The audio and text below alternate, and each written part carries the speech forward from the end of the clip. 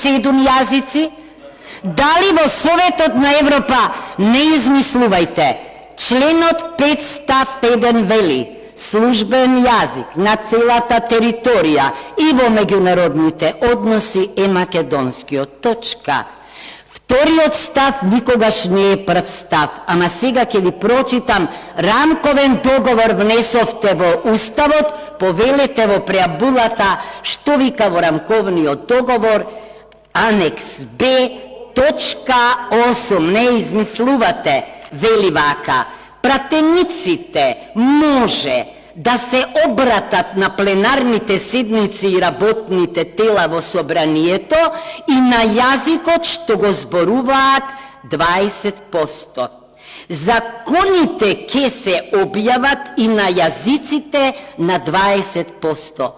Прочитајте сега што вели Венецијанска комисија. Дека толкувањето дека може значи дека со закон ќе се одреди начинот на употребата, мора да биде во рамките на Уставот, што значи само поединците можат да одлучат дали ќе го употребуваат или не, дали ќе го користат или не.